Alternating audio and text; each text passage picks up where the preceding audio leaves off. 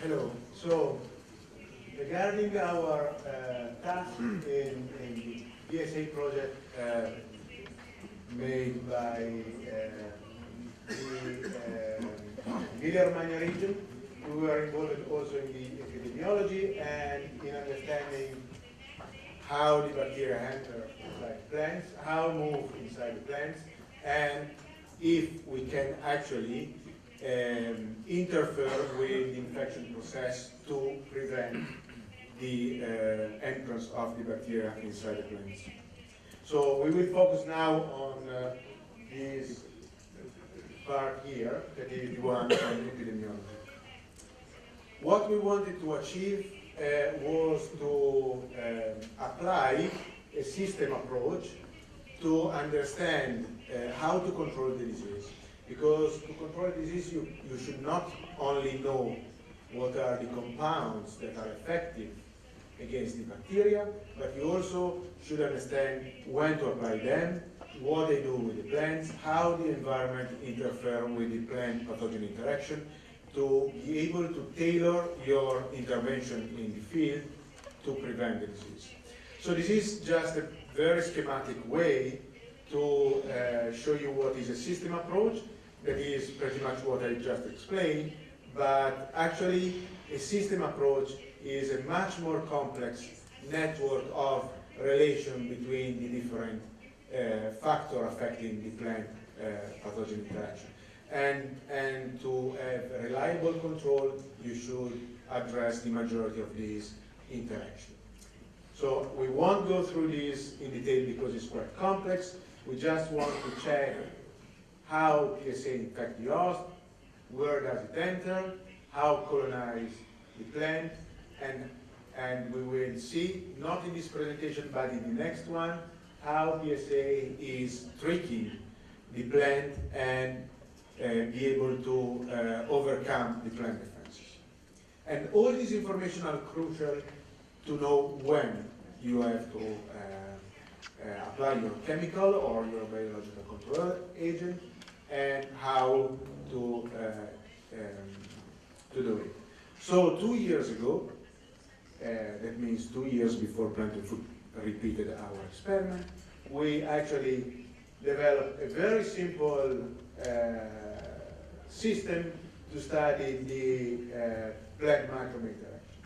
Actually, the system has been motivated by previous work on apple, and the system is just to make things as simple as possible, is a way to make the bacteria fluorescent. And what does it mean that the bacteria became fluorescent? It means that under the UV light, that is a light, the same light used by, for example, the police during the investigation to detect the blood, under this kind of light, that is also called wood light, you can see in a specific color, the color you decide, your bacteria. And in our case, we were playing with a couple of colors, red and green. So with the system we used, we were able to actually see the bacteria in green, like in this case, and the bacteria can be seen just by putting this light without any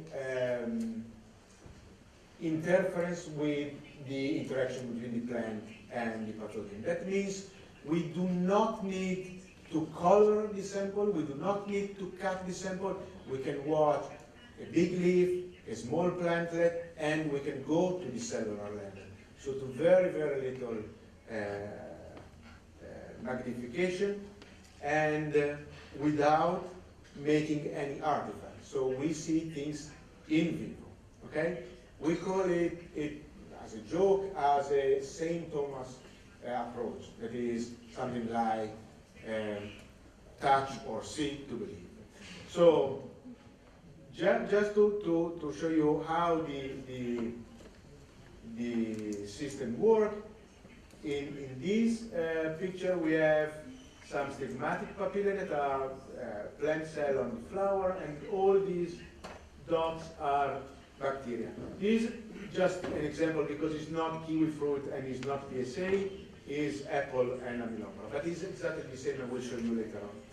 The other things we can do is not only studying how the plant interacts with PSA, but we can put this kind of color in live bacteria, also for the bacteria that are useful bacteria. So for the bacteria that protect the plant. Okay? So in this case, for example, we put a green color in a biological control agent and a red color in the pathogen. And we could see how the biological control agent, so the good bacteria, is colonizing the space that are usually occupied by the pathogen, and how it can exclude or compete against the pathogen. Okay? The other big advantage is that we do not always need a microscope to look at these things. We can even just watch the plant under this light. And this is a kiwi fruit leaf, and those are leaf spots, and the leaf spots became very highly fluorescent in green. The other things, this is another example. This is 3 centimeters, so this leaf is about 12 centimeter diameter, it's a big leaf, and still we can see with naked eyes, so without any microscope, the colonization of our bacteria. And we are totally sure that it's PSA, because it's the only bacteria that, after the transformation with the technique we use, is fluorescing in that green, okay? So this system allows us to actually understand where does it enter. And the first things we were looking at were stomata, the trichomes, that is the kind of hairs that are below leaves, and then the wing and A damages, so all the little damages that you may have on a leaf. This is a picture taken with a confocal microscope of healthy stomata. Those are the stomata, and those are the same stomata in a plant that is infected. And in green you can see these fluorescence that is due to the PSA. So 2 years ago the question was, oh, is that really PSA? And we magnified a little bit. Still, with this kind of a technique, you do not clearly see the bacteria in green. But then we said, okay, let's check by changing the color. So we used another PSA that in this case is red, and we actually confirmed that was PSA around the stomata, and we can get all these red dots that are the bacteria. Okay. What also is important with this technology? This technology allowed us to actually understand if a leaf spot, that is the most common symptoms you see in the field, can lead to a systemic invasion. There was a question years ago about, does those leaf spots be really important for the infection?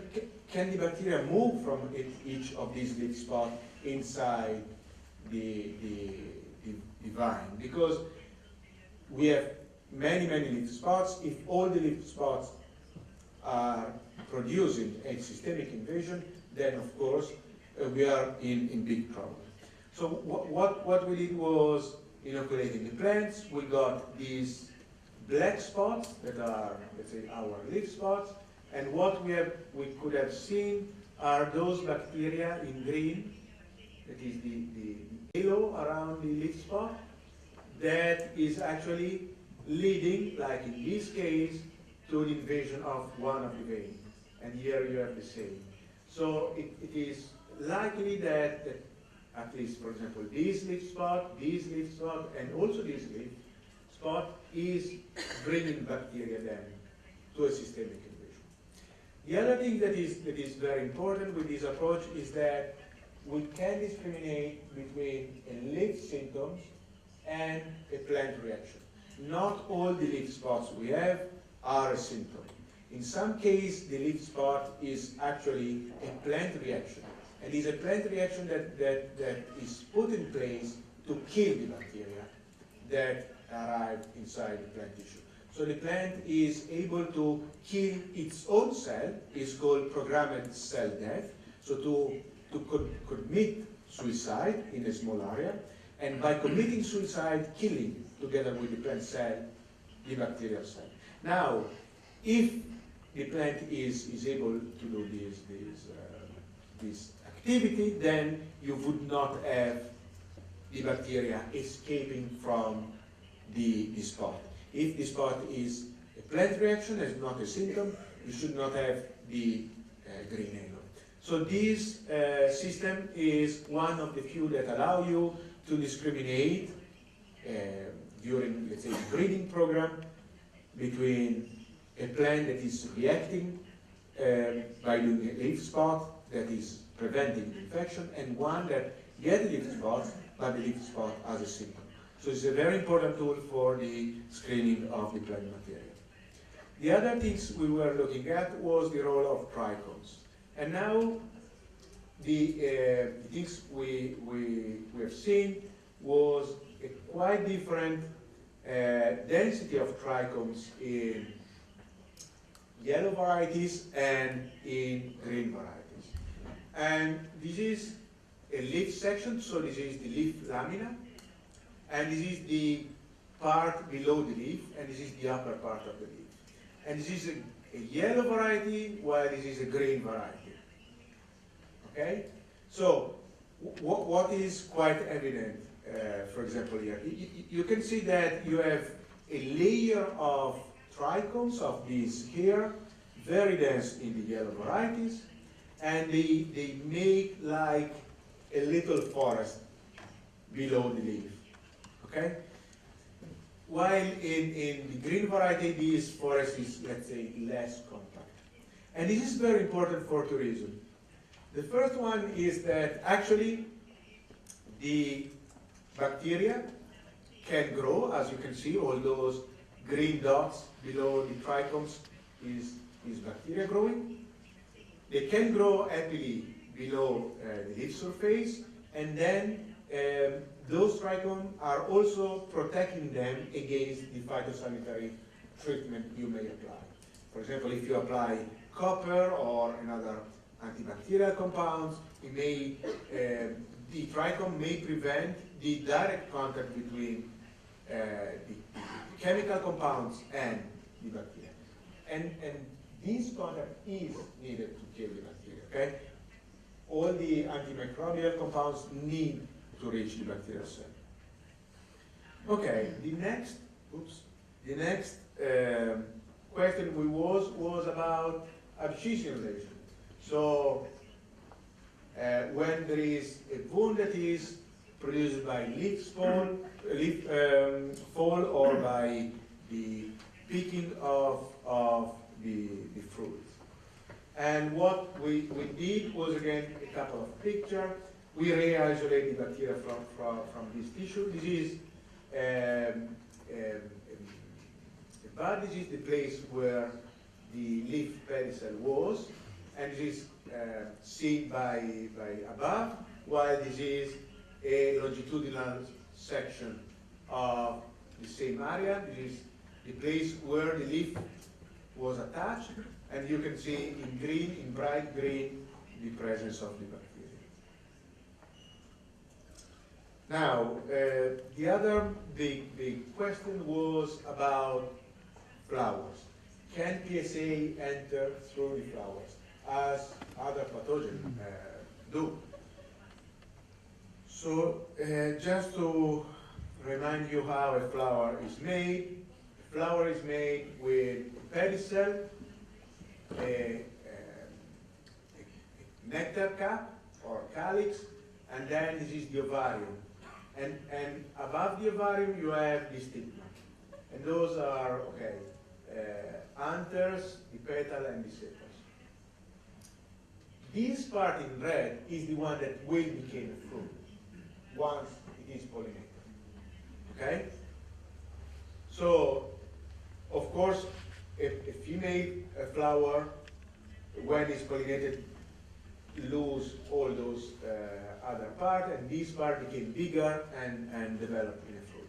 So what we thought could have happened is that the bacteria arrive to the flower, to the stigma, so to this part here, start to multiply, and once the population is big enough, some of the bacteria can actually enter inside the flower.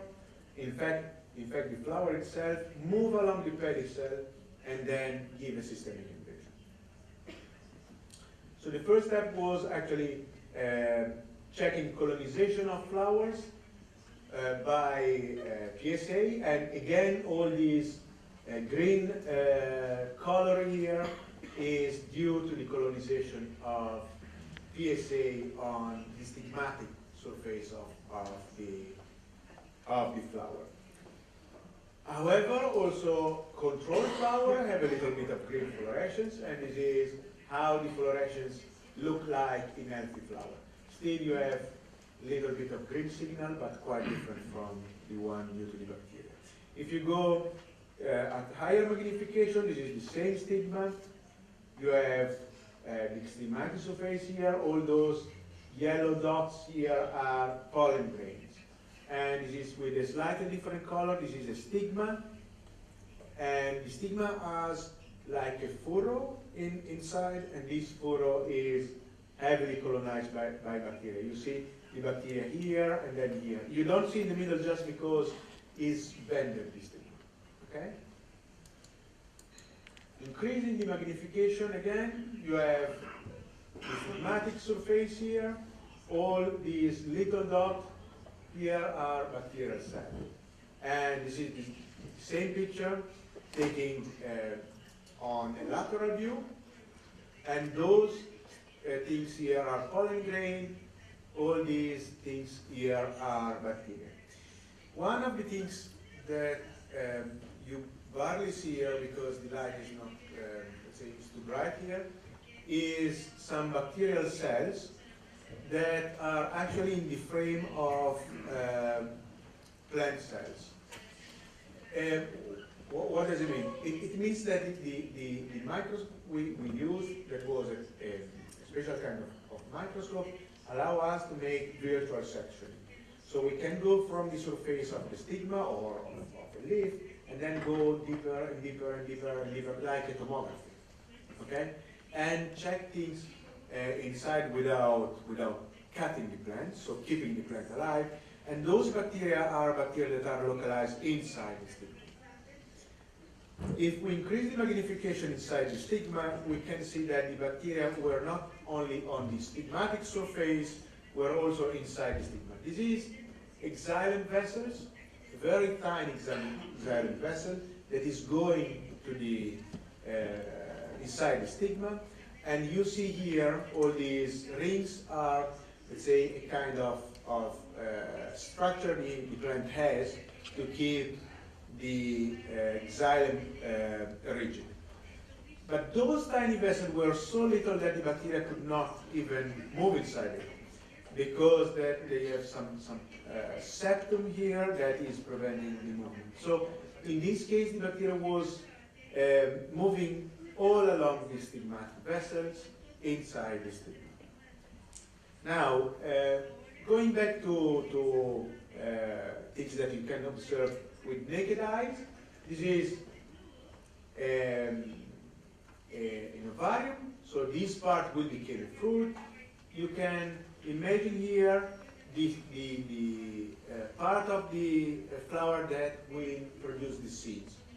Like this will be a seed, this will be a seed, this will be a seed, and the same here. And this is the part of the flower that in a fruit will be the beak of the fruit. This is in a yellow variety.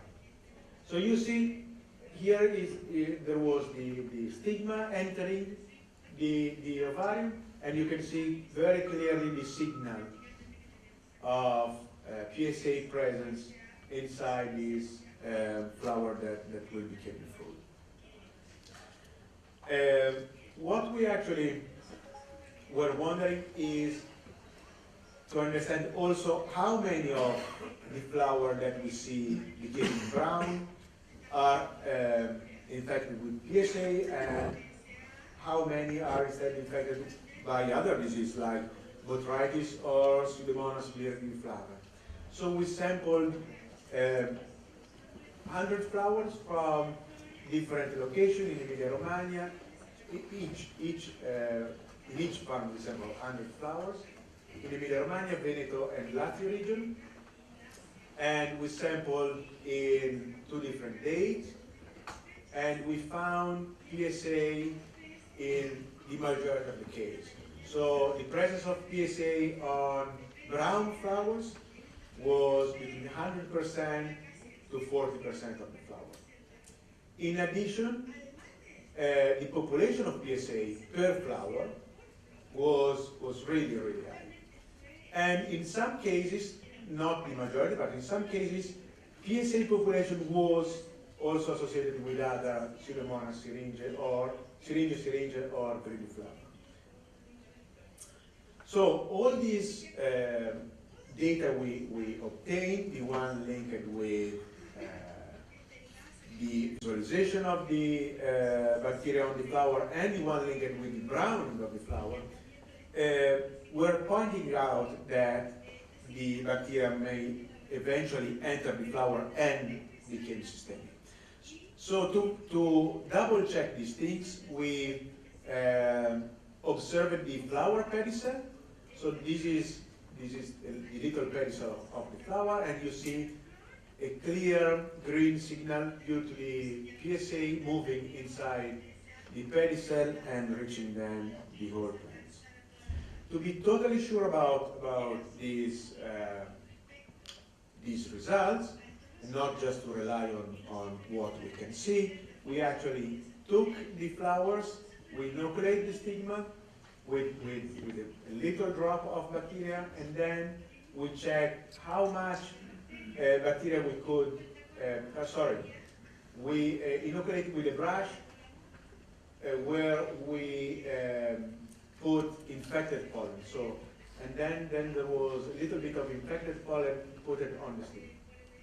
So what we then were looking at was the population of PSA inside this part here, the stigma, inside the pedicel, inside the ovarium, that is this part in red, and inside the cave that is bringing the flower that we call a stole. And we found PSA in the stigma, in the pedicel, in the ovarium, and in the stalk as well. So that means that in all the parts we examined, there was PSA. Demonstrating that PSA goes inside the flower and move along the pedicel till reaching the stalk. What we actually obtained then was the death of the plant we infected via flower. So this is, let's say, the final proof that flower can be an infection point. And not only you get the plant death, like in this case, you get weird, so it's not usual, but you get symptomatology from where you can isolate PSA on leaves. So it moves inside the plants, and then it can also produce leaf spots that are not, in this case, an entry point, but a symptom of the disease. And the fruits were infected as well. But let's say the good news is that all the fruit in the plants we pollinated with infected pollen became brown and fell down. So there was no fruit that reached the harvest time. Okay, and the results were consistent. Okay, were repeated a number of times. So we are very sure that those flower will not become aerial fruits. They will become a couple of centimeters and then fall down. The other big question is linked with male flowers. Male flowers can have a double role. First, they may be an entry point, And as a second problem, they may produce infected pollen. So what we did was spraying flowers and young flowers, and waiting the young flower to produce mature anther, so when the anther became orange. And this is an anther that is in brown. In green, you see very, very clearly the bacteria around. And the same here, this is an anther that is a little bit open. And you see the bacteria. And then you can actually see pollen grains, and all the pollen grains, we can see PSA attached. Each of these rod is a bacterial cell, and here the same around the pollen grain. So by infected flower, we may produce infected pollen. Actually, we can wonder if this is occurring often in nature or not, because maybe it's something that is not occurring so often, and so it might be that it's not so risky. Let's say the bad news is that also flowers that are not yet open, but flower at closed stage, may eventually have the bacteria inside. So a closed flower is like a little ball, and inside there should be nothing, there should not be PSA. But in few cases, this is a word. We did also, actually, is a male of the Dichosa variety. And we did also with a male of the Chinensis variety. We find on a small number of flowers, let's say, and only on one sampling on 5, we found PSA inside the flower. That means that the PSA arrived to the hunters through an internal movement and not from the outside. And we got exactly the same results in the male of the Chinensis species we analyzed. So, again, infection via contaminated pollen. We spray pollen on our flowers, and we re-isolate the bacteria from inside the plant tissues, and this is again the stole, so the cane, the pedicel, and the ovarium. What I wanted to point out is that this is the contamination of the plant via the pollen, and this is the contamination via a pure suspension of PSA.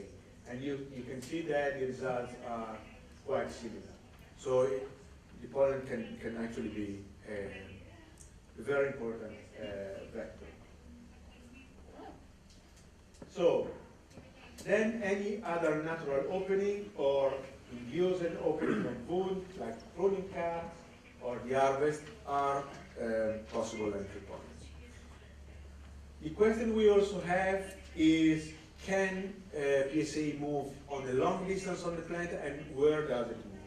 So we took small plantlets, this 1 centimeter big plant. The diameter of the shoot is 1 centimeter. We cut the shoots of these infected vines, and we could see the bacteria moving in the xylem. And going a little bit at higher magnification, we can still see a quite clear signal. When we cut the same plants on the longitudinal, in the longitudinal way, so we could see the shoot of our little plants, and this is the main root. And you see here the bacteria clearly colonizing the xylem till the root vessels. Again, the same here. We got a transversal section. Each of these rings is xylem vessels, and you see a lot of these green dots that are bacteria in the xylem. And when you go to a bigger magnification, again, this is a xylem vessel, and all those bacteria are attached to the xylem vessels. Another curiosity was infection through roots. Actually, we were able to obtain infection through root only when we put the plant in a sterile medium where there was only the growing media and PSA. So PSA was not competing with any of the organisms normally present in the soil.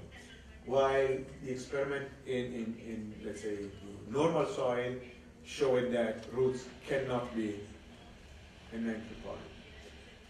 This is a very small root, and again, by the virtual sectioning, this is the root surface. You can see here, for example, the margin of the epidermal cell here again.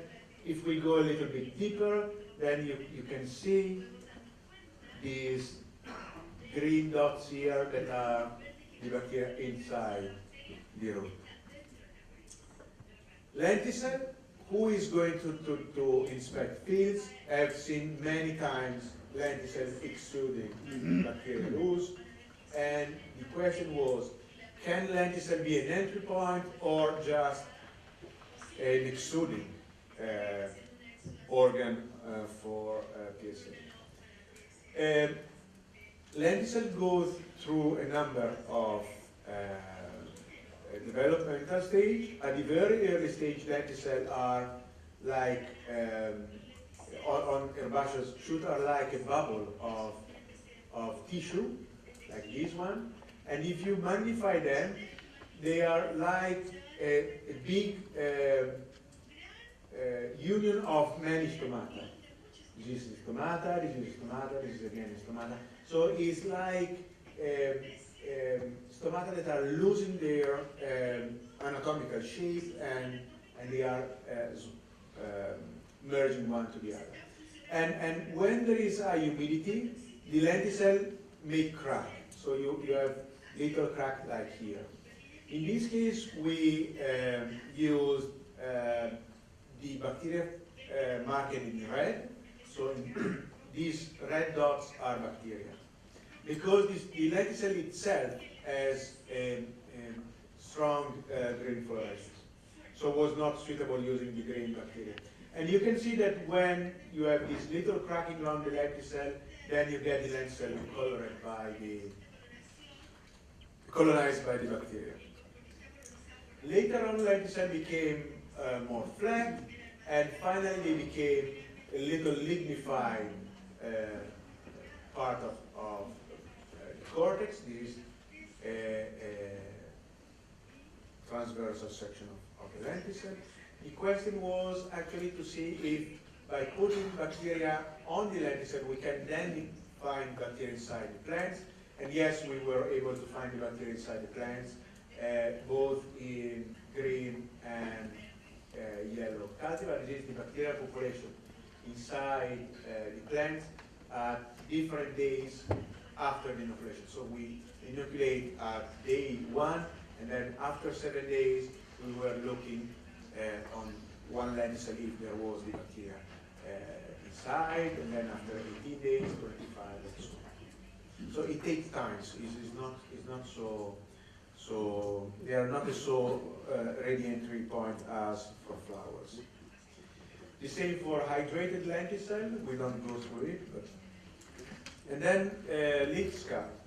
So when you have the leaf fall and you have all those leaves falling down in autumn from your plants, you have to think if those scars can be actually an entry point, and we have seen that leaf scar can be an entry point for at least 15 days after the actual leaf fall. That is a long period. So it's an open wound for a quite long period. The same for the pruning cut. We thought that 1 month time was more than enough to see the opening of a pruning cut. So we did not look for infection for a period longer than 1 month, but actually in 1 month time, we still have a pruning cap that can be infected. So that means it's very important to protect pruning caps and to seal the pruning cap with rubber of other, let's say, gum product with antibacterial inside. Bud break, same things. Those are the different stages of bud break. We inoculate swollen bud, open bud with a shoot like here, and then we check PSA population inside the tissue here, and actually we found a little bit of bacterial population after 7 days inside the plant. So the conclusion is that the plant can enter via the stomata, via the broken trichomes, and all the natural opening. The trichome distribution may influence PSA growth on leaves. Leaf spot can lead to a systemic invasion, but they can also be an important source of inoculum when, let's say, they are not an entry point, but they are a symptom caused by an internal infection. PSA can colonize a number of plant tissue, but it moves on the long distance on xylem, and flower can be easily infected, and infected male flower produce infected pollen. So how can we exploit this information protocol? We can exploit them to target the control strategy on the different entry point and on the different phenological stage. We can facilitate the breeding for resistance by using the marker bacteria because they allow to discriminate what is the symptoms from what is a plant reaction.